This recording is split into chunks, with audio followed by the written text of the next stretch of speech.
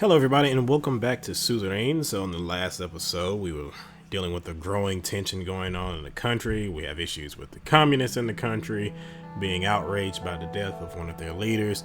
We have the nationalists starting up trouble because, well, nationalists. We have Rumberg in the north turning around and causing tension at the border. Just all around pretty crappy stuff going on. So and today we'll go ahead and deal with that. Well, deal with some of those issues, and we'll also pretty much wrap up this demo. I think there's only one more major decision left to do.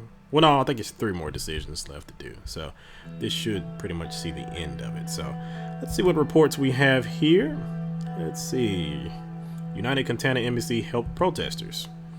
Around midnight, red youth protesters clashed with young swords at the Visord city center, resulting in many injuries. The counter-protesters were cornered in front of the United Cantana Embassy after they were pushed back by the police. The embassy opened its doors and red youth members escaped into the embassy. The police are still waiting outside the building for the return of red youth members. And of course, United Cantana is riling up stuff. Always great to have a foreign power interfering in your stuff. Definitely don't know anything about that here in the United States. Let's see. We have 6 articles. Jesus Christ.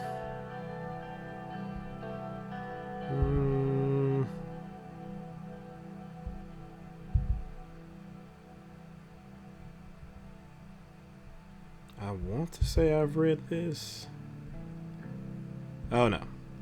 Yeah, see, this is the thing that always kind of confuses me about this. I believe that, like, in certain, I believe with Swordland today, the articles get flipped from top to bottom. So all of a sudden, the most recent article will be at the bottom. Anywho, protests across Swordland. Protests erupted around Swordland after the death of Bernard Sarkos, many of which started peaceful but soon turned violent. Protesters with red youth flags were seen in most central cities around Swordland, carrying out violent riots and organizing protests that disrupted much vital services from being delivered to the Swordish people. Protesters held sit-ins, which were broken up by riot police with tear gas and water cannons in the region of Bergia, Aglan, and Gruni. Thousands of people poured into the Republic Avenue in Lechaven and Sol Square in Hosard in response to the Young Swords' attack. Similar protests around Swordland soon turned into violent riots. Okay.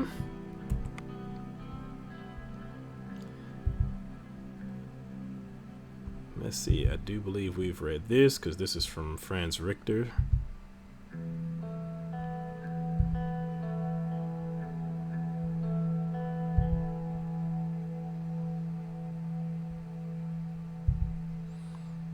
And let's see, we have political chaos.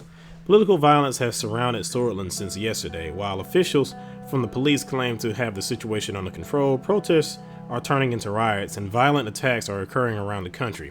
NFP and Lusk call for protests. Kisara Kuebler of the National Front Party called a rally to condemn communist influence from United Cantana and called the violent protesters as traitors to Swordland. These Melanevists are roaming in our streets, conducting violent attacks in disguise as peaceful protests. We can't let them exploit a man's murder, said Kuebler in a press conference. On the other hand, the labor union of Swordland has gathered to condemn nationalist violence in Swordland. The protests gathered crowds of several thousands, and agitators from both sides in Hosord, and acts of vandalism occurred. Katarina Horton accused Kuebler for provoking the public. The Young Swords are vandalizing shops. A group of people from Young Swords flags have vandalized dozens of shops in the trade district of Anrika, specifically targeting the Bludish and Nagno-Swordish minorities. The shop owners who defended themselves were wounded in the attack. The local police broke the groups apart. And an NFP office was burned. A group of violent militants have assaulted the National Front Party headquarters in Morgna and committed arson. Firefighters have been called to the scene where fires raged for hours on end. Several nearby houses burned to the ground before it was brought under control. Oh, and we have gang violence. You can claim the young girl's life.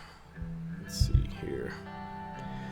The police deputy reports that a young girl was walking her dog home when she was caught in a gunfight crossfire between 2 rival gangs. The police arrived at the scene, but the perpetrators had gotten away. However, they left some evidence behind. A 15-year-old girl was shot to death in Narwhal as she walked her dog a few blocks away from her apartment. The police said the shooting, which occurred in an area affiliated with the gang Coronelli, was a reckless act of violence and the victim was not the target. The 15-year-old was shot about 4:45 p.m., right before she was returning home. A man who witnessed the events told police the shooters yelled gang slogans at him on the streets before he heard someone fire at least 10 shots, sources says. He later saw the victim had been hit and called the authorities. Our sources report that the local police force of the region is understaffed and overworked, which adds to the current bleak situation. Wonderful. Absolutely wonderful.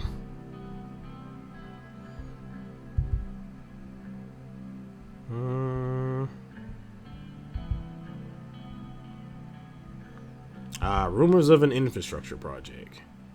I think this was Sortland Today. Anonymous sources have reported to Sortland Today that several government officials have invited construction companies to meetings regarding a new major infrastructure project. If true, this is great news as infrastructure in Sortland is lacking heavily needed investment.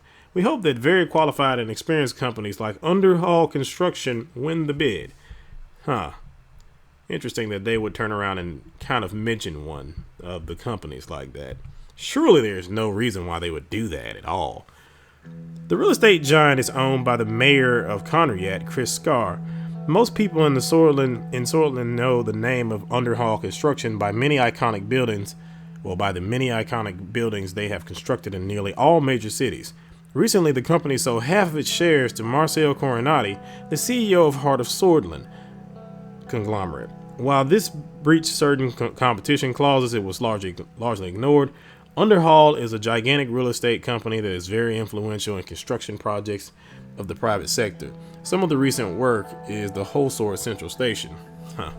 So we're starting to see that like the oligarchs and stuff like that in this country are kind of getting out of hand as far as the power goes, because you would think it would be a much fairer bid or something like that, but they tend to always pick Underhaul Construction. I'm sure that's going to be a problem at some point. Let's see. The Radical. I think we have unrest in Sortland. This is the most recent one. Unrest in Sortland. Avery, yesterday morning, hundreds of nationalists descended on the PFJP office in Avery after the supportive statements of friends Richter about Bernard Sarkis. The office was stoned by the aggressive group, and several civilians were wounded in the chaos. Later in the evening, another group of militants fired shots at 5 people who were inside the Communist Party's local office, killing 4. After receiving a gunshot complaint from the neighbors, police arrived at the scene to find 3 wounded and 1 dead. The ambulance was called but didn't arrive in time to save the wounded. Jin protesters have gathered to condemn the murder of Bernard Sarkis in the nationalist stronghold of Jin. Tension quickly increased when a counter-march of nationalists met the protesters. The two groups clashed and riot police had to intervene to disperse. 23 people, including a police officer, were wounded. Jesus.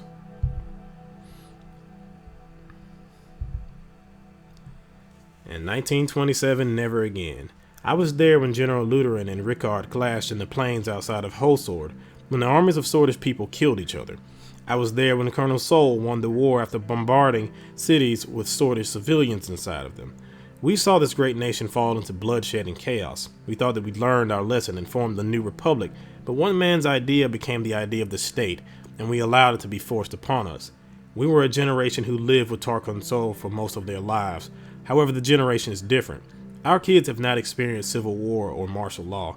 This generation is born in a changing time. We cannot allow the same conditions to return. We cannot forget when General Lutheran declared martial law in 1927, when his tanks rolled and murders took place. Those tanks cannot roll again. Bombs cannot fall again.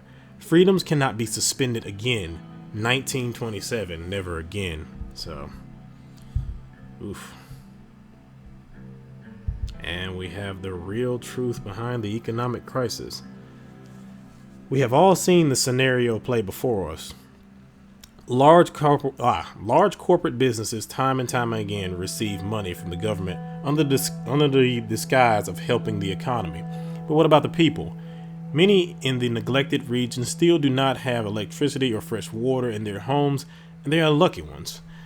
There is a growing housing crisis and people are on the streets begging for food. In the year 1954, it is high time that money is invested in us, the people of Sortland, instead of armchair millionaires in their luxurious villas. Oof. It's crazy how with a lot of this stuff going on, it's so much of a parallel to the things going on both now and the things that have occurred. But I guess the more things change, the more they stay the same. The Economist. Underhill Construction, once again, number one. Underhill Construction was once again picked as the number one construction company of the year by the reputable Statistics Sortland. This was the 11th time the company was selected for the top spot in a row since Chris Shar was appointed as the CEO. Veteran industry leader Chris Shar congratulated the employees first and foremost in a private company meeting held in a luxurious resort in Earlery. Really? Congratulated the employees first and foremost? He wasn't even with the employees. Okay. He also mentioned the recent addition of Heart of Sortland organization CEO Marcel Coronati to the board of advisors helped immensely in this great achievement. As the Economist, we think now is a great time to invest in Underhill Construction as the current year's projections already show a 13% increase in growth compared to last year. So yeah, they're definitely not trying to put their thumb on the scale and try and say, oh, you should pick Heart of Sortland. It's totally not because of, we have business interests here and stuff like that, and we have ties to them, which means we're going to make a lot of money if you do. And geopolitical. Rumberg closes consulate. Rumberg has closed down its consulate in Sortland, one of the few East Marcopan nations to have diplomatic ties with the Northern Kingdom. This comes right after the deployment of Rumbergian troops near the northern borders of Sortland. Rumbergian officials cite political unrest and uncertainty as the main reason for the closure, while raising concerns of security in the country. Alright. In Lechaven, a diplomatic source said the Rumbergian flag and security measures had been taken down overnight, and embassy staff were expected to leave Sortland on Friday or Saturday. Many Lechaveners were shocked as the 120-year-old Rumberg consulate closed. Dozens of citizens from Rumbergian relatives went out to protest against this action in the afternoon. It was not clear if the embassy closure was temporary or permanent, signaling a break in diplomatic ties which date from 1923. Our editors see this situation as a further deterioration of relations between Sortland and Rumberg. This can easily be regarded as a one-sided provocation from the North. The one thing I've always been kind of curious about as I played this demo is it's not really clear whether or not Rumberg is actually trying to invade us, or is this just provocation from the military-industrial complex within our country or whatnot. So, if you've never heard the term the military-industrial complex, it's a reference often used here in the United States. I think Eisenhower was the first person that coined the term.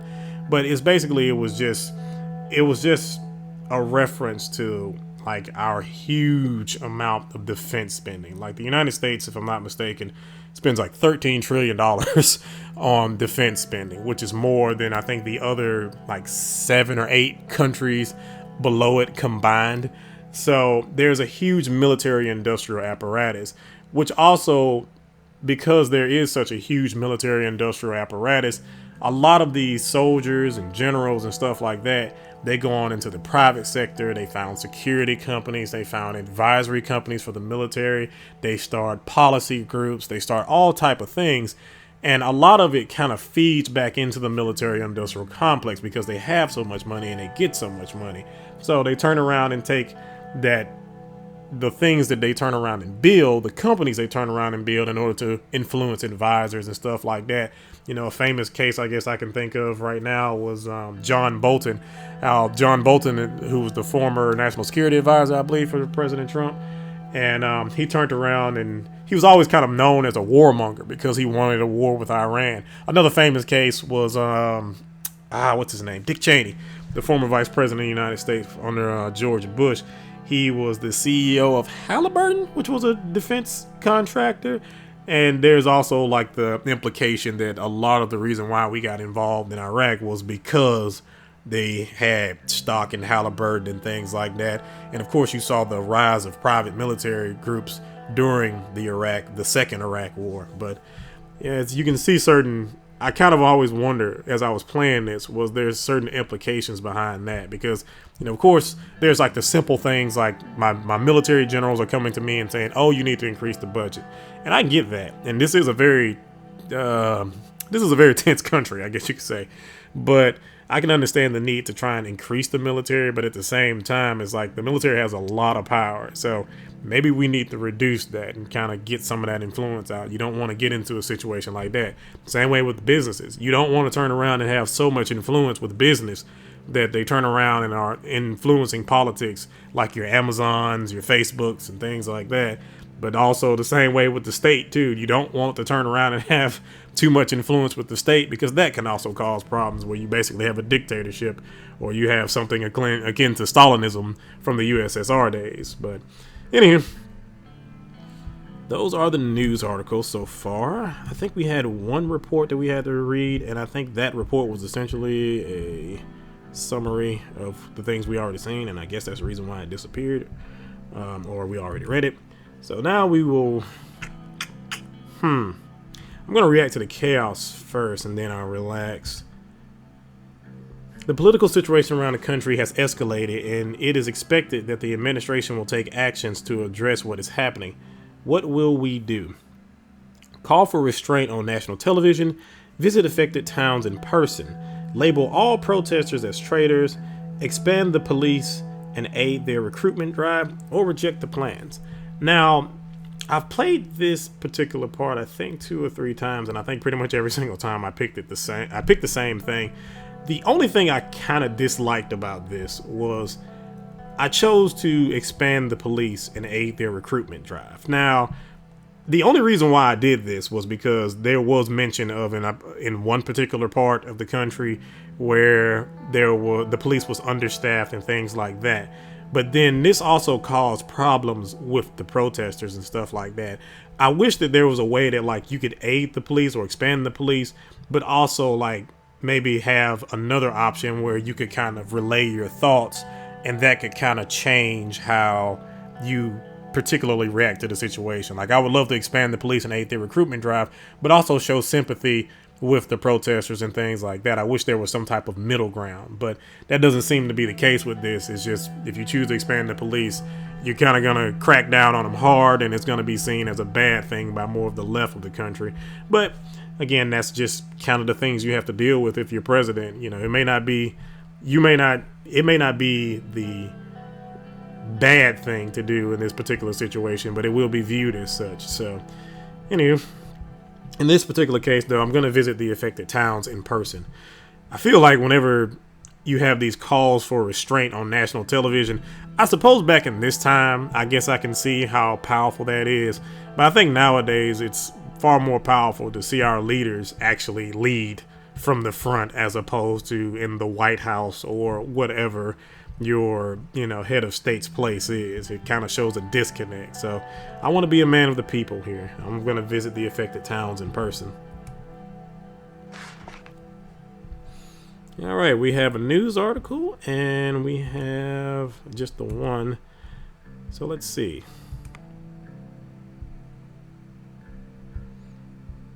This is from the Whole Sword Post. President Rain talks to protesters. President Anton Rain visited towns around Greater Holsword and Gruny regions, which were heavily affected by the protests and riots that popped up around the country, triggered by the death of Sarkos. He was seen talking to the protesters and listening to the concerns of citizens.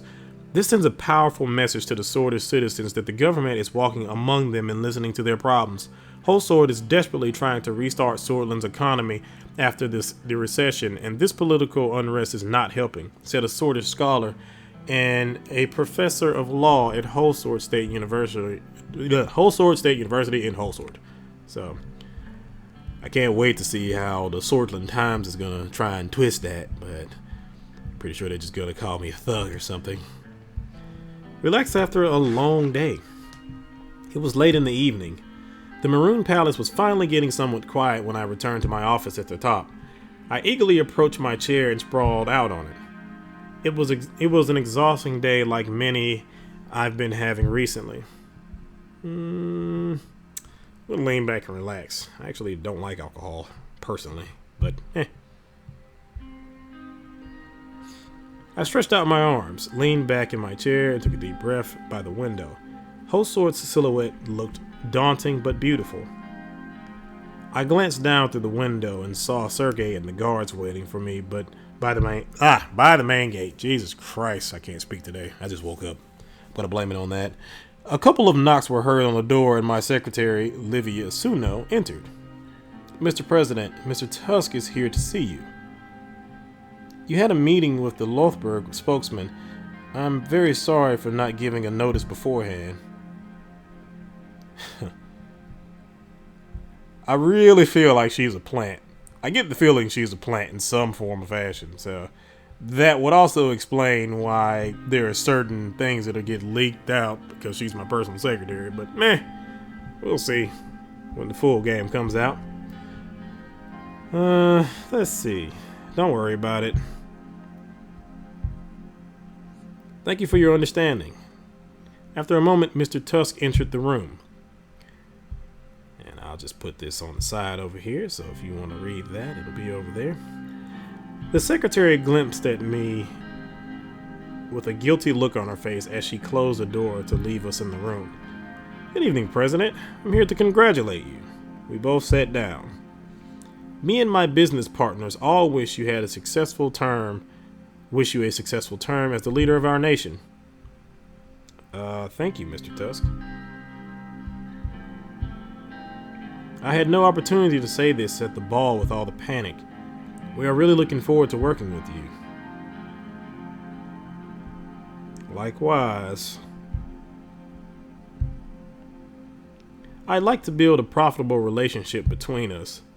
That being said, there are some concerns of mine and the people I represent, which we really would like to clear up. What are these concerns? The ruined state of the economy in Sortland has influenced everyone. The recession hit all of us hard. Right. Walter pulled out a box of cigars from his jacket and gestured toward it. Yeah. Pull out your expensive cigars as you say, yeah, we all suffered. I had them brought from Lesbia, the best cigars in the whole continent. Would you like to try one? I also don't like to smoke, so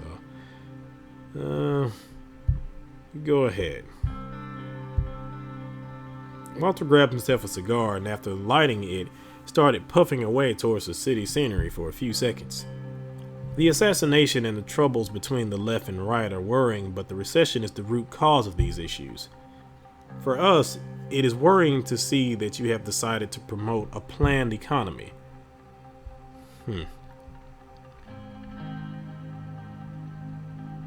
I don't mind that we disagree on the economy. We need more government control to fix the economy. The recession was triggered by the market reforms of Alfonso. I'm not going to get into a philosophical debate about this. I'm just going to say I don't mind we disagree on the economy. Neither do I, but you know how much capital the Lothberg represents. The Lothberg. I keep calling it that, and it makes it sound like the Lothbrooks from Vikings. But even though you pursue this path, you need further market investments to boost the economy. He leaned forward in the chair. The highway investment was a good call, but there was more to gain in the high-speed rail, especially for business logistics. Now,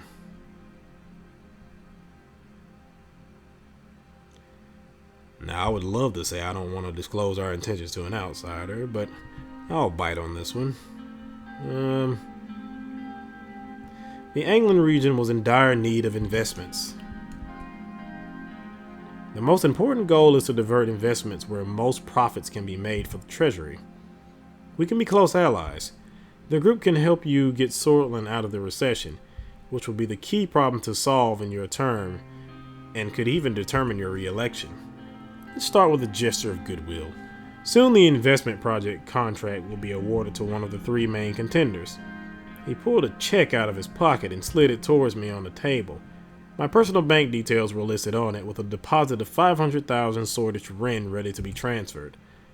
If the contract is somehow awarded to Underhall Construction, they would not only work hard and deliver, but also do it on time. What do you think, Mr. Rain? Wouldn't that be good? He put his index finger on the check. Now, of course, here we go. Now, you can choose to turn around and take this money, take the bribe and things like that. You can also take the money and actually just turn around and make a different decision. However, this is a powerful man. He has powerful allies. I'm pretty sure he can screw you because of other reasons that you'll find out here later. I'm also curious, though. I wonder what the personal wealth is going to do, because you do have a personal wealth here. So I'm guessing maybe you can buy certain things for yourself or something. I don't know. It's kind of interesting. I thought that was pretty interesting, just because simple fact, like here in the United States, like while all of our politicians do have a stipend and things like that, they can get money from other sources that, or they can kind of, let the taxpayers pay for it and things like that. For instance, the president of the United States, he has all his security and everything else in between, but he could either pay for certain things himself, or he could just turn around and just kind of, put it on the taxpayer's tab or whatever. So I find it very interesting, like, what is this personal wealth and how is it going to apply to us? Also, if I didn't mention this earlier, if you start off as a wealthy member, in the beginning, you have like $1 million already. So again, I'm curious on how that's going to affect certain things later on. Anywho, and I'll scroll down to let some more of this be seen. No. There's a lot to read there. So,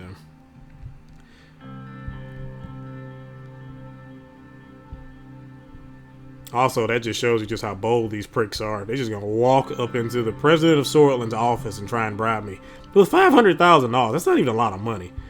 So, did you just try to bribe the president of Swortland? I refuse. Walter sighed and pulled the check away, putting it in his pocket. Be careful, Tusk, or you will have to make your deals in a prison cell. I think we started off on the wrong foot here. My goal was to begin a mutually beneficial partnership. Nothing more, I assure you. Well, I will excuse myself then. Thank you for your time. Have a good evening, President. Walter stood up, grabbed his jacket, and glanced at me before making his way towards the door. He closed the door behind him.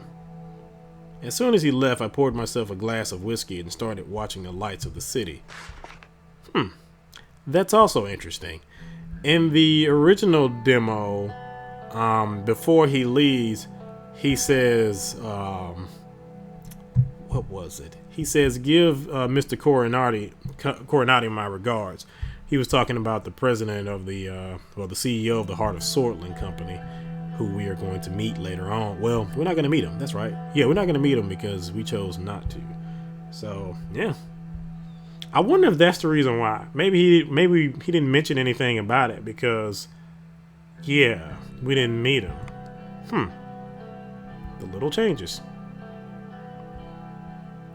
Ah, yes. Kuebler suggests expanding executive powers. The leader of the NFP, Kisara Kuebler, has suggested that the new constitution should expand executive powers, adding fuel to the debate over the possibility of reforming the 1929 constitution. He pointed out that the current dire situation of Swortland and emphasized the need for strong leadership. The current constitution suggests a division of executive power between the cabinet and the president, who has no immunity before the courts for acts of treason and unconstitutional behavior during office. In the system suggested by the NFP, the president would have absolute immunity before the courts, and it is the president who would chair the cabinet. What the hell? It is not clear yet whether this suggestion would spark further debate in the Reform Committee with the PFJP and the USP. The PFJP proposal has suggested that the president should have no presidential decrees that might result in the abolishment the assembly to take the country to an early election, despite the independents' counter-proposal to give a similar power to the parliament to take down the president. but the detail was not shared with the press in yesterday's press conference. Huh. Let me read that once again. Should have no presidential decrees that might result in the abolishment. Something to take the country to an early election despite the independence counter. Oh, okay. I see. So essentially what the PFJP was asking for, the PFJP is the left-wing party. I guess they kind of, I think they're more center-left as opposed to a straight-up left-wing party like the communists or whatever, which is extremely left-wing. But essentially what the PFJP was saying here was that they want to get rid of the early election clause. We don't have that here in the United States, but I think in most countries, like I think it's in Canada, and I think it's also in the United Kingdom. Yes, it's in the United Kingdom as well. But the prime minister can call for an early election, or due to certain rules, it can trigger an early election. And this can kind of be seen as a bad thing because, like, say for instance, what happened in the UK, I believe it was in 2018 or 2019. Was that last year? I think that was last year. But Boris Johnson called for early elections in the UK, and of course, because he called for early elections, and I think it was mostly centered around the Brexit issue and things like that. I could be wrong. If I am, please correct me. But he called for early elections, and a lot of people thought it was kind of crazy for him to do it because of the things that were going on at the time. But it actually helped him a lot, and I think the Tories, they got a huge margin because of it. So the PFJP, I guess we have a similar situation here in Scotland. They want to get rid of that clause, and I guess they want to have it so where it's kind of like how it is here in the United States. We have, the presidential election every 4 years, and then as far as the Senate election goes, it depends upon various circumstances between the state laws and everything. But you can't just be like, oh, we're just going to trigger an early election. Now, I do think in certain cases, if a person, like if a senator dies or if a senator resigns or anything like that, an election can be scheduled because of that. But we can't just say, hey, we're doing great right now. Let's schedule elections and see how we do so we can gain more seats and everything. Also, what Kuebler is kind of doing right here is that's pretty tyrannical to a certain degree. And in one of my playthroughs, I do want to actually work with Kuebler to see just how much power I can get. I got a sneaky suspicion that he might try and screw me over, so I would probably have to have him assassinated or something like that. But essentially what he's saying here is that he wants not only for the president to have diplomatic immunity in all forms, but he also wants basically the cabinet to answer directly to him.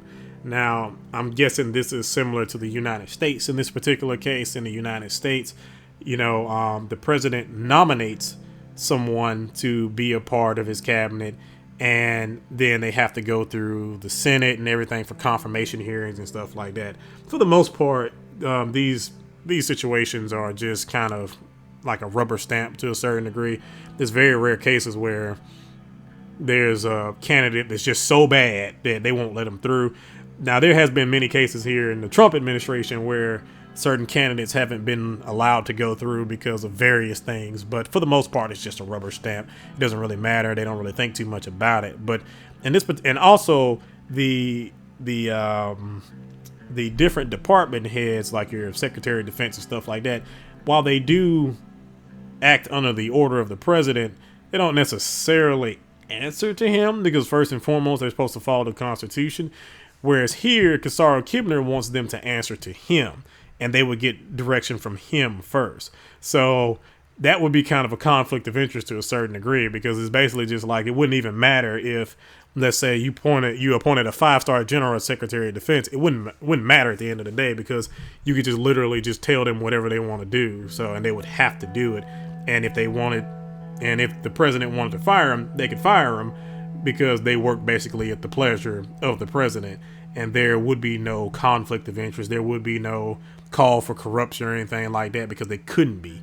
So I guess that would also technically mean that you couldn't even impeach the president. So this is also kind of an issue that's going on here in the United States, where, with the impeachment of Donald Trump, there was the idea that the president is technically the chief executive. He is the person that makes law, so therefore he is technically above it.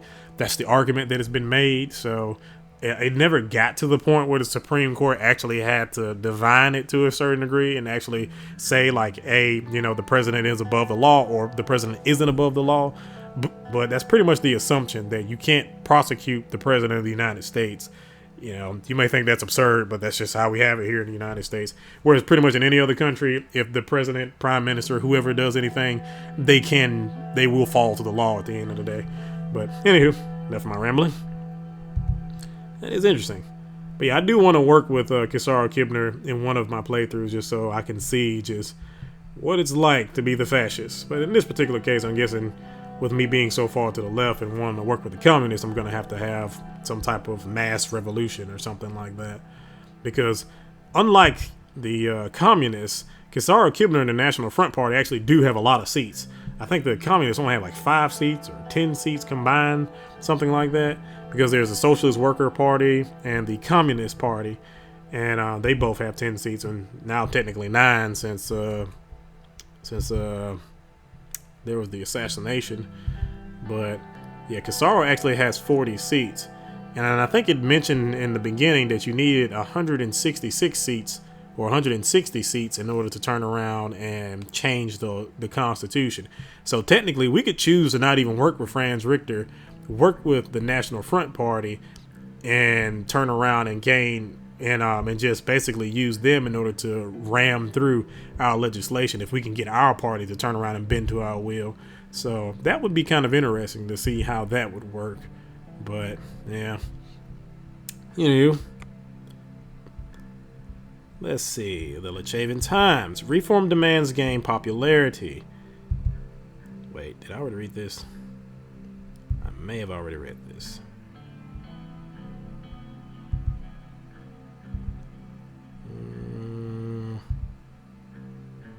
Yeah, I think I already read this.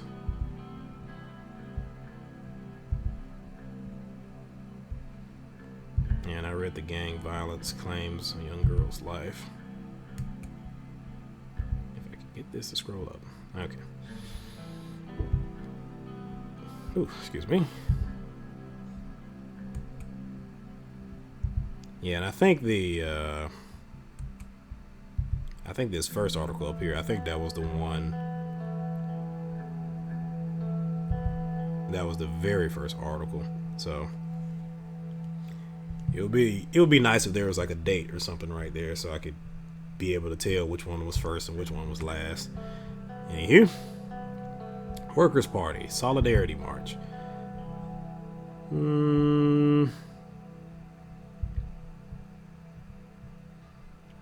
The pro-minority Workers' Party of Bludia rally in the Bludish majority city of Suzerain attracted a large audience. The gathering was heavy on flags and banners, whipping in the rain and chill wind as the gatherers declared solidarity with Bernard Sarkozy. Among the speakers at the rally was Mansoon Leak, a Bludish member of the Assembly, who is standing as the leader of the independents in the Grand National Assembly. Although not a member of the WPB, he was the leading figure at the event. We will again foil this war plot that was set up by the soulless ideology, he said in reference to a series of conflict and bloodshed during Tarquin Soul's term as president, which claimed thousands of Bludish lives. We will come out of the tunnel of conflict. We will not only win against discrimination, we will win the truth. We will have altogether foiled the trick of polarization.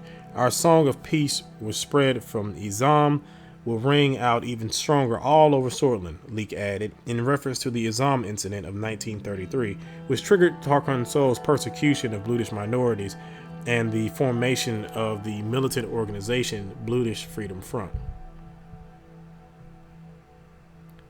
Bludish citizens lynched. Jesus Christ. 20 Bludish citizens were lynched by a group of people suspected to be members of the Young Swords during their peaceful protest to support Bernard Sarkozy. The group was overwhelmed and the local police forces couldn't reach the protesters to protect them amidst the chaotic crowd. The attackers ran away without getting caught, and 11 of the victims were hospitalized. Yep. Where the hell is my gendarmerie? Can I not just send them in? Jesus. Okay, let's see what else we have going on here. We have a economic relief act that we can turn around and do. We have a report here. Local police working with nationalists. One of our agents acting as a young swords member had an encounter with two members of the local police force in Anrika, Alsan Bolar and Vic Nazi. According to the report, the policeman tried to bribe the agent to burn down a store that belongs to a known Communist Party member and to instigate further violence. We have detained the policeman on charges of corruption. So, yeah, that's the other reason why I kind of didn't want to give more police funding and kind of expand the police or whatever, because some of them are working with the nationalists, and that's going to be a problem too. So I don't want to turn around and give them all the power and stuff like that, and they turn around and use it against me. Situation report in Narble. The Minister of Defense reports that the situation along the border is under control. Rumberg's Southern Army was cited to be training close to our borders, but soon retreated after issuing a radio message. The chief of the armed forces reports to have increased patrolling duties along the northern border. And this is the thing I worry about, because if I'm not mistaken, okay, so that's over here. Now, if we would have worked on that railway, that could have possibly helped them, because I believe the railway would have been around here, if I'm not mistaken, and it would have led all the way to the capital. If they catch this area, or if they invade from here and then capture this area, not only does this split us in half, but it also makes it a lot easier for them to just invade the capital, because they have a railway system. We'd have to blow the railway system up. But also, it still worries me because we're working on this highway project, and I think it's supposed to be going all the way from Agnolia up here, or Aglin, all the way to Lechaven. So that still could turn around and help them if they were to invade. Hopefully it won't get to that point, but we'll see how certain things go. So over here we have to award the highway contract, and down here we have the economic situation. I think I'm going to go ahead and do the economic situation, because if I'm not mistaken, there isn't a whole lot of dialogue and stuff after that. Economic Relief Act, an act to ease the economic hardship felt in the country. Alright, the administration has put forward a relief plan to mitigate economic hardships around the country. We can either provide stimulus checks to people in need, or bail out businesses under serious financial strain, or decide not to approve the plan. So here we are. Provide stimulus checks for people in need, bail out businesses under the financial strain. So I am going to go ahead and provide stimulus checks for people in need. Again, we're trying to be more on to the left and things like that. I'm not going to be bailing out businesses and stuff like that. But, and yeah, I'm just going to leave it at that. This is also another one of those ones where I kind of wish there was like if you had a nice amount of budget up here, like if you chose to kind of focus on less things and have more money in the beginning, then maybe you could do both. You could provide checks for people in need, and then trying to work out some other type of bailout thing or whatever. But we're going to provide stimulus checks for people in need. Worry about that later. We have another news article here. I'm sure The Economist is thrilled about my decision. Unemployment and checks. Oh, this is going to be great. The administration has fallen for populism and the idea that giving people money will solve the problems of the economy overall. It is hard to grasp where these ideas come from, especially when long-term job growth and employment is what this country needs to secure in order to have a stable economy. What is the plan here? People will be able to pay their rents for a few months, and then they will fall into the same unemployment trap due to no jobs being available. The businesses can't carry the weight of the economy on their own shoulders and employ people without help from the government. The administration needs to reevaluate their way out of the recession with realistic models. Sounds like a load of BS, but whatever.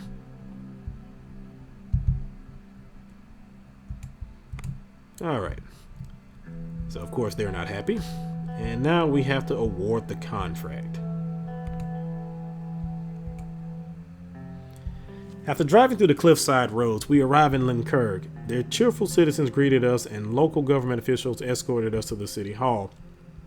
Here, a significant meeting about the H3 project would take place. Several construction companies sent their representatives to the city hall. If I'm not mistaken, I don't remember it saying in my other playthrough that the that the citizens were happy to see me. So, it might have been a variation of different decisions. It might have been the update, but I don't remember. That might change depending on certain other decisions you made. I could be wrong, but even though Gus Manger couldn't make the meeting, I had Simon Hall and Lilius Graff by my side. Besides starting our economic recovery, the travel time by road would drop by more than a half, Mr. President. This project will improve the Aglan region. I have lived with these people and seen them suffer. I hope so, Lilius. The aim to economically strengthen this weak region will be partially accomplished. According to my estimations, this project will give about 50,000 citizens from Aglan employment. What kind of end result do we expect? Short-term employment and long-term economic development in the Nargis and Aglan regions. The underdeveloped cities of Linkurg and Arvery will receive a lot more investment after this. Simon searched the documents he was holding and found the one he was looking for. I have the overview of the companies here. Simon handed the files over to me. Look at the files. I looked at the files. 3 corporations were listed: the Sortish State Corporation, Underhall Construction, and Taurus Holding.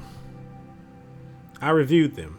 I also took the liberty of asking the mayor of Arvery to give his opinion on the matter. Which corporation should we talk about? So I'm going to go over all of these. Some pretty hefty articles here. So the first is the Sortish State Corporation. Founded in 1891, the Sortish State Corporation, SSC, is the main government corporation that is tasked with running public construction contracts in Sortland. Most usually also include the SSC. It is the most honorable company of Sortland with a long and solid track record of accomplishing critical projects. In the recent years, the efficiency of the corporation seems to have dropped due to the recession and the somehow corrupt management structure. It is still considered the safest bet for big projects in the minds of many government officials. Okay. We've already read Underhall Construction, and of course we know that they have ties to Marcel Coronati and also the douchebag that tried to bribe me earlier, but it's neither here nor there. That's Taurus Holding. Founded in 1946 by Gerald Feist, Taurus Holding is a new and entrepreneurial private company that uses cutting-edge construction technology from Arcasia to reduce construction costs and prices. They recently began taking bigger and riskier contracts in several industries, including the construction industry. Taurus also deals with the shipyard building, bridge works, and training aircraft hangars. Okay. Their attitude is considered much more open and competitive compared to the usual Sortish corporations. They are known for their port expansion projects in Benfi. Okay, so that's all 3 of the corporations. Basically, how it kind of boils down to is like if you have the Sortish State Corporation, that seems to be leaning more towards the government side, and if you want to have more of a left-wing playthrough, that's probably what you'll go with. Underhall Construction, if you want to be more corrupt and you want to take bribes and stuff like that, you're probably going to have to side with the Underhall Construction. Taurus Holding is interesting because it is Arcasia, and I can't really think of the risk here. I can only think of one risk here, and that's the risk here is if you go, and it's not even mentioned here at all, is that if you go over here to the assembly and you go to Franz Richter and you read his bio, he used to work. He's a major shareholder of Taurus Holding. So Franz Richter is a Sortish politician, businessman, and the leader of the People's Freedom and Justice Party. He's also the major shareholder of the construction company Taurus Holding. Before his political career, he studied economics at Lechaven Business School and worked for the Watchtower of Human Rights in Arcasia. After his return to Sortland in 1924, he formed a company that imported machine parts from Arcasia and made several investments into service and industrial companies. He helped open research and development departments in these companies and promoted innovation in Taurus Holding after he acquired its majority shares. He was also known as a notable human rights advocate in Sortland before he joined the PFJP in 1926. He was famed due to his strong opposition against Tarkhan Sol after his military coup in 1929 and was elected as the leader of the PFJP in 1930. He promoted economic liberalism throughout his first years. During the 1930s, Friends led an opposition against the majority government of the USP with little gains. He was a strong critic of Tarkhan Sol's policies, labeling Sol as a dictator, which led to a state investigation on him. He started advocating social democracy and campaigning for reforming the democracy of Sortland in the 1940s, which led to a huge rise in the PFJP votes. In 1945, he won 50% of the vote, barely losing the election, which also contributed to a crisis within the governing party. He is sometimes credited as the real winner of the 45 elections, which led to the resignation of Tarkhan Sol in 1949 and strong change within the PFJP. Strong change within the USP. After the election of Ewald Alfonso, Friends kept his stance against the government and once infamously called Alfonso a puppet of the deep state, criticizing him for not upholding his promise for change. Although he was a strong opponent, he supported privatization policies. Friends Richter remains as the leader of the opposition against the government in Swordland. He has been gaining more popularity over the years and organized countless public speeches, explaining the importance of democratic values and his plans for reform. So, yeah. I don't know how that could affect certain things later on, but I can only imagine that with him having some major holdings in the company, that's probably going to come back to haunt us. For instance, because he's a major shareholder, maybe he might turn around and pull out at the last second and try and, use it as leverage in negotiations or something like that. I don't know, but I just see a lot of problems that could turn around and happen if you want to work with Taurus Holdings. Now, if you work with Taurus Holdings and you're on the free market side of things, I see no problem with it, but it's just I can see a lot of problems if you're trying to go more of a left-wing route. So let's hear about Taurus Holding in more detail, at least from their opinion. Taurus Holding was founded in 1946 and is owned by the entrepreneur Gerrit Foss. It is a new holding company whose subsidiaries use cutting-edge technology from Arcasia. There are other things Taurus does very well, like providing consultants for the state corporations, but I can't vouch for their infrastructure construction. Why should we go with Taurus? Well, one of our promises would be respected. We promised to focus on the planned economy to create jobs. This company is completely private and directed by a non-government board. Do we even remember if they worked on a mega project at all? Only aside, choosing this company is too much of a risk for an important project like this, especially when a proven SSC exists.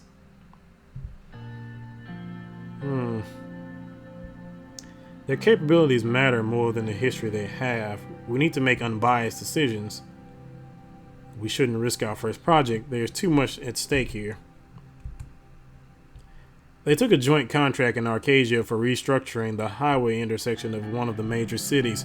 It went well, but it's their only large-scale success. If we're going to try a different company, this is the most unique. I don't feel confident about Taurus Holding.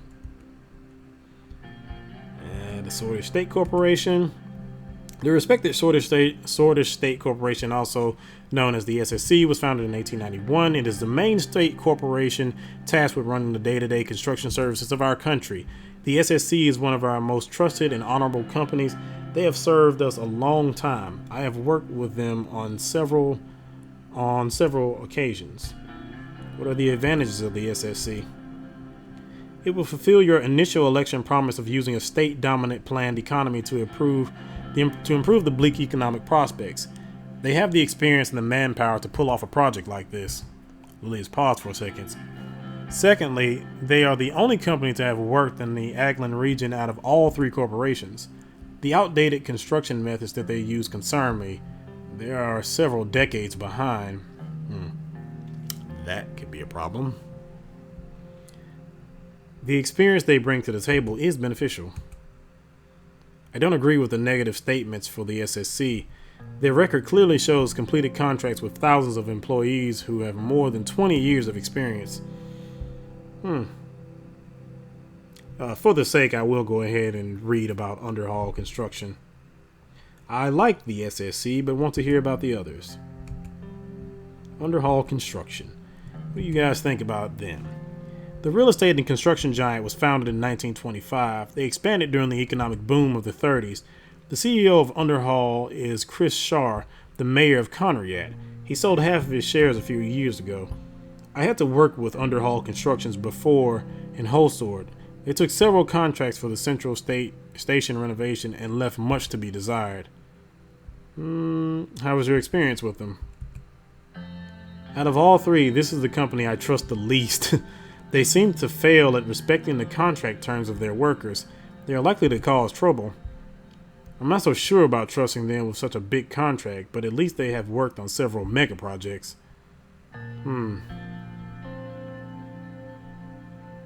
Working conditions must be respected. This doesn't inspire confidence. I agree. The workers were illegal Agnolian and Wessex immigrants with no papers, a clear violation of our laws. According to them, the reason of the bad labor condition was because of the tight completion schedule, which still doesn't justify the situation. I am not sure about Underhaul Construction. I'm definitely not using them. It was time to make a decision about which company to award the H3 highway contract to. I have settled on the SSC, the state corporation. I don't think we have state corporations here in the United States. I think most of the time, like, the government will award contracts to certain entities, but I don't know if, like, the state or the United States government has certain contracts per se, or certain companies. I don't think they have things like that at all. I mean, they have a lot of companies that are really integrated with the United States in general, but I don't think we have like literal state corporations. The closest you might come to that is, I think, in certain states, like I want to say, well, actually, I think it's only one state, which is North Dakota. I think it's North Dakota. North Dakota has a state bank, and I think it's the only state bank in the country. I believe California has been saying recently that they want to have their own bank or whatever, but that's about as close to a state corporation I think you're gonna get. But yeah, or I guess Fannie Mae and Freddie Mac, but I don't think they really exist for real anymore. I've settled on the SSC. Good that we're staying consistent on our economic strategy.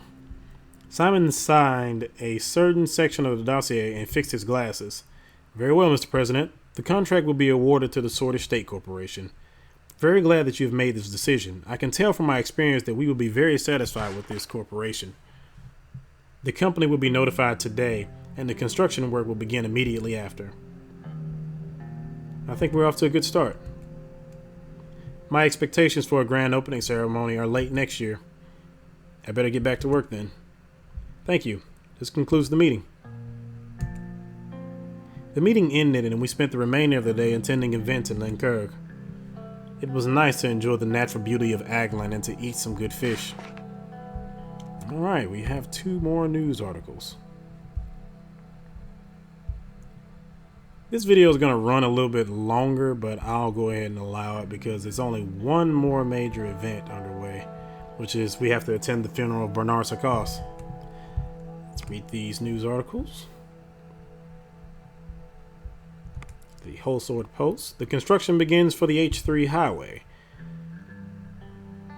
Sorted State Corporation has been awarded a 2-year contract for an extensive infrastructure project, subsequent design and construction work as part of the H3 highway expansion project in Sortland. In addition to the geotechnical ground investigation, SSC will provide the design of all civil structures, including ground retaining walls and earthworks for the highway. SSC said it could build the line faster than the deadline and at a much lower cost, according to a letter seen by The Economist. But opposition leader Richter had warned letting SSC build H3 would be extremely questionable. Now see, of course, he's trying to be like, oh, well, that's kind of questionable because he has ties to Taurus Holding, so he would have benefited from Taurus Holding getting it. So he talks a lot, but he's not really. He has some cobwebs in his history. The H3 project involved the widening of hundreds of kilometers of existing motorway between Lechaven and Arvery, including an open tunnel nearly 3 kilometers long.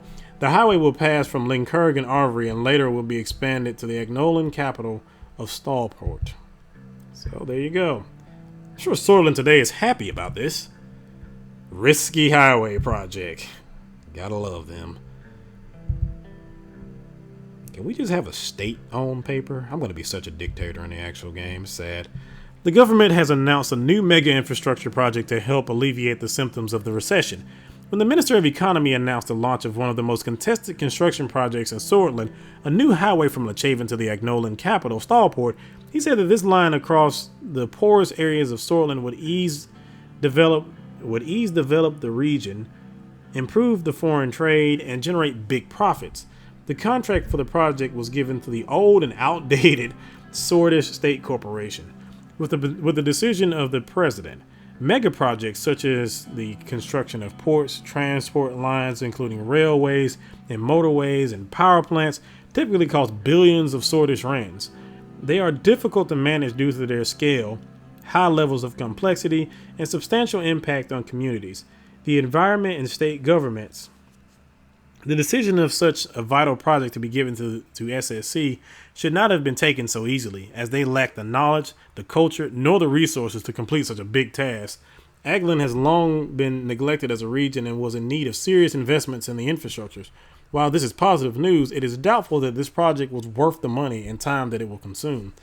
You know, I have to kind of wonder, like, while I do see what Sorlin today is doing, they can't possibly think that painting particular regions like that will really benefit them in the end. I mean, I would be pretty pissed if I was turning around a part of this region and then they're talking about me like that. But, you know, anywho. I think we already read this. And yeah. So that's all we have for now. And now, last but not least, we have a funeral to attend. The funeral of Bernard Sarkos. Dark clouds were looming over Daya. They looked daunting as our convoy started approaching the century-old cemetery. It looked like it was going to rain. Certainly fitting weather for a funeral. As expected, Bernard Sarkos' passing maintained its media traction, and all of Swordland was paying attention to the ceremony. Especially to what I would say in my speech today. Sir, we have arrived. Raindrops were running down the car window when Sergei opened my door and held an umbrella over my head. As soon as I got out, flashes from the cameras blinded me. It's okay, Sergei. I will hold my own umbrella. As you wish, sir. He handed me the umbrella and started waiting next to the car with his own. Peter and Carl exited from their own cars in the convoy. They made their way over to me. Anton. Mr. President. I just wanted to inform you that the perimeter is clear and secured completely. There's no one getting in or out without our knowledge. And of course I could still be a douche after what happened last time. Good work. Thank you, Carl. Carl bowed his head with respect. Good. If anything happens to Anton, you will have to answer to the First Lady. And trust me, Carl, you don't want that. Peter let out a laugh which drew some attention from bereaving attendees. Jesus. I like Peter, but Peter is, yeah. Gesture Peter to lower his voice. You're right, sorry. I kind of wonder if I choose certain things too, will that actually end up in the news article? I haven't tried that yet. It started to rain. A couple of... Wait a second. Oh, sorry about that. It started to rain. A couple of illegible voices were heard from Carl's radio. Jesus. He stepped out to reply and returned shortly. We have a small problem, sir. A few, 5 to be exact, Red Youth members are here to attend the funeral. They apparently said they wish to give their respects to their fallen comrade. Should we let them in? Do you think they pose a security threat? No, they were thoroughly searched. It looks like they really are here to attend the funeral. Let them in. As you command. Let's head over. They are about to start. We walked towards the crowd circled around the grave. Everyone in attendance was wearing black and mourning. The already grim and gloomy atmosphere was enhanced with the now pouring rain. Bernard's widow and daughter were in the front row, staring at the coffin with a mixture of disbelief, confusion, and above all, a cold, unforgiving sadness. Both of their eyes were very red and swollen. They must have been crying for days, maybe weeks. Before taking my place to observe the ceremony, I gave my condolences to Bernard's wife and his daughter, who looked at me. She reminded me of Dana. When the religious ceremony was done, I was invited by the priest to deliver my speech. I took the podium. I felt like I had a lump in my throat. I couldn't get the daughter's eyes out of my head. Today we are mourning Bernard Sarkos, a father, a husband, and a loyal servant of this country. Towards the back of the crowd, I spotted the members of the Red Youth, wearing red shirts and black bands of mourning on their arms. They seemed ruly and were respectfully bowing their heads after the dead. There was a complete silence except for the raindrops. Oh boy.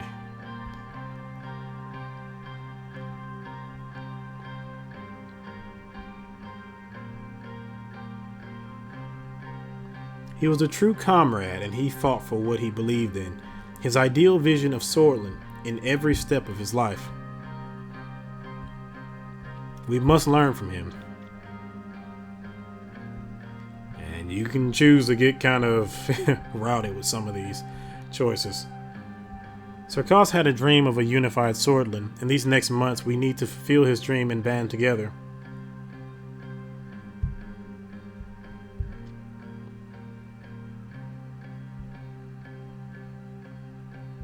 I really want to try this one time, and I will try this in one of these playthroughs.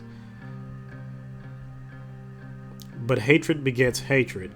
There is only one way to overcome this vicious cycle. We must unite against the evil of this world. I would now like to recite one of the poems he left. Our strangest strength is the courage to live, knowing that we will die, knowing nothing more true. A moment of silence, please. All that was heard for a minute was the ravens.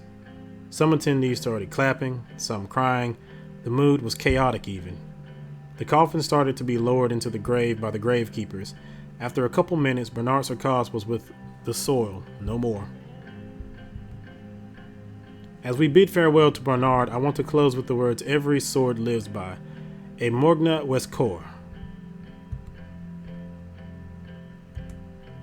Every single attendee replied, Vectern Sisda. Victory is close.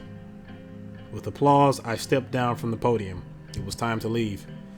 On our way out, the widows thanked me with a soft and defeated voice before we dispersed. On my way back to the car, I still couldn't get Bernard's daughter's eyes, nor his wife's faltering voice out of my head. But Dana, Monica, and Frank looked the same way if something happened to me. Peter put his hand on my shoulder. That was a good speech. I sensed only respect from his voice.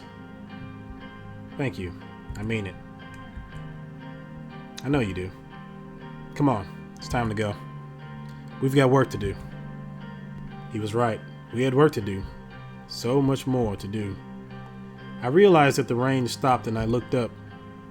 The black clouds slowly dispersed and sunbeams enlightened our surroundings. As someone once said, even the darkest night will end and the sun will rise. Hope was still on the horizon.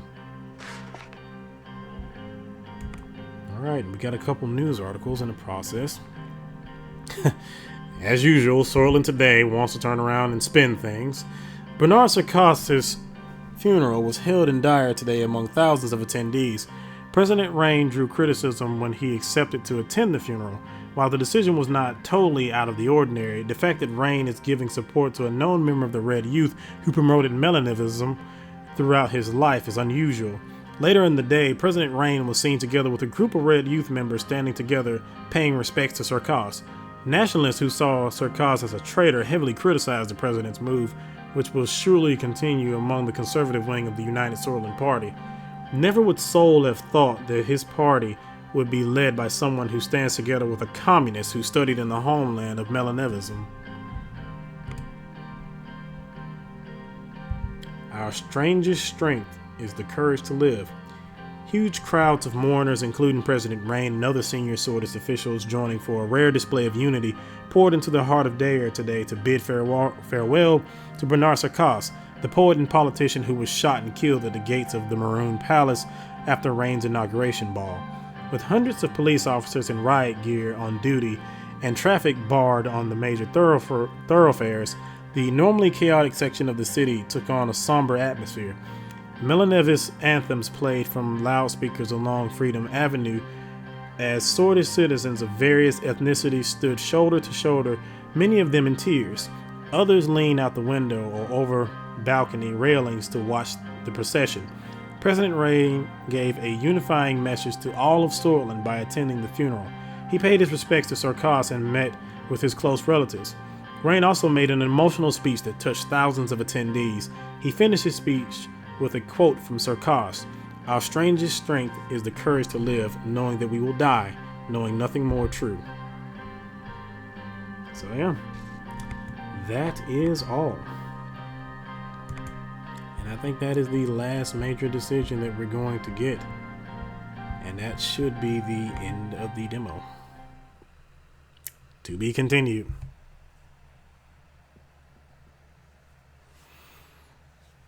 So yeah, that's the end of the demo. And of course, if you wish to subscribe, you can turn around to subscribe to the newsletter. I've already done that. I think I haven't given any feedback. I might turn around and do that.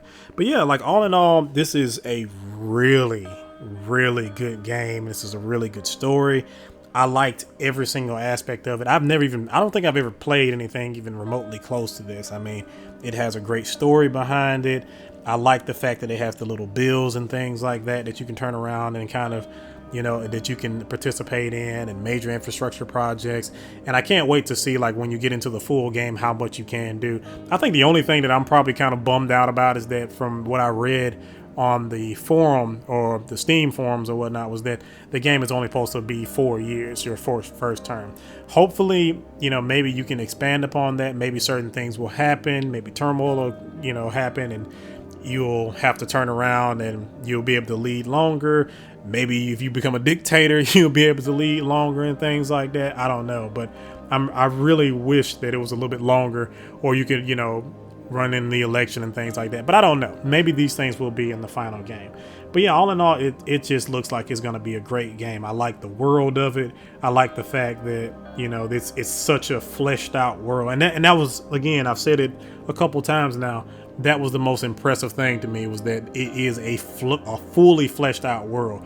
It does have things that are, of course, very similar to our world and things like that, but it's such a fleshed out world. There are so many things that kind of relate to whether it's United States politics or UK politics. No matter where you are, you can find some part of the world where you can at least draw certain comparisons to their politics and things like that. And I'm also liking the fact that it seems like if you want to play whichever way you want to, and again, I've mentioned this several times throughout the game, if you want to play as, a left-wing Democrat here in the United States, you can play as that. If you want to play as a far-left progressive, you can do that. If you want to play as a communist, it seems like you can play as that. And vice versa, if you want to play on the right, you want to play as a more moderate Republican here in the United States, you can turn around and do that. If you want to play as a more to the right conservative, you can do that. If you want to play full-blown alt-right, it seems like you can do that. And if you want to go full-blown fascist, it seems like you can do that. and you can also mix and match things as well. And I think that's really, really cool. I do like that aspect. I always love games that let you play whatever you want to, and you know, you can kind of work through it and things like that. I'm really interested to see how certain characters relate to certain things, because everybody is related to certain things, and I'm pretty sure everybody's going to betray you. I can't even wait to play one playthrough, and I'm pretty sure my wife is going to betray me at some point. Who knows? But this looks like it's going to be a really great game. So I can't wait to play the full game when it comes out.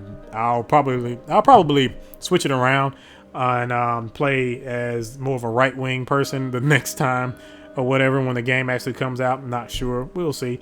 But yeah, that's been Suzerain. So if you have any questions, I'm going to leave a link down in the description. I think I've done that for pretty much all the videos so far. It'll link to the Steam page. It'll also link to the actual game page. By all means, please put it on your wish list and, you know, give it as much support as you possibly can. If anybody wants to see me play any more political games, again, I have plenty of political games. I just recently started back playing the Political Process, which is a really, really deep political game. Again, I also have pretty much the entire Kremlin Games library. They had a sale, I think, a couple years ago or a year ago, and I bought the entire collection on Steam. So I have all those games. They include China Miles Legacy, Crisis in the Kremlin, Ostaglia, I think that's how it's pronounced, the Berlin Wall. But yeah, and if there are any more political games, Democracy 3, what else? There's also another game, Power and Revolution. It's actually a pretty decent game. It's a part of the geopolitical simulator series or whatever, but it came out years ago, and I remember buying it at oh god, it wasn't GameStop.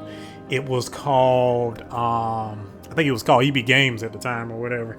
And I remember people telling me about how hard it was to play that game or whatever, because like if you played in the United States at the time, this was around the time of the recession. So if you played the game, you actually had like a week left. I mean, you had about a week to try and fix everything, and if you didn't, you would pretty much be screwed. But yeah, I also have that game. I have the newer one. I think it's called Power and Revolution. There's Superpower. There's a lot of different political games, but none like this. And that's the thing that I really like, is that this game is really focused on you being the chief executive, and it has a story to it. But again, if you want to see me play any of those games, or if you have any suggestions for what to play next, by all means do it. I'm going to start back playing Darkwood also here soon. I've been playing on my laptop, so that kind of stresses things a little bit, and I kind of have to pick and choose what games I play because I don't have that much data on it. So, and I had to kind of go back and go through and play a little bit of Darkwood to get back to where I was. But I'll be starting back to play that later on this week. And I'm sorry about the delay for that. But anywho, I'm sorry that I've been running my mouth this entire time. Again, thank you for the support. Thank you for the views. If you have any suggestions, comments, or concerns, leave that in the comment section, and I'll see you in the next one. See you.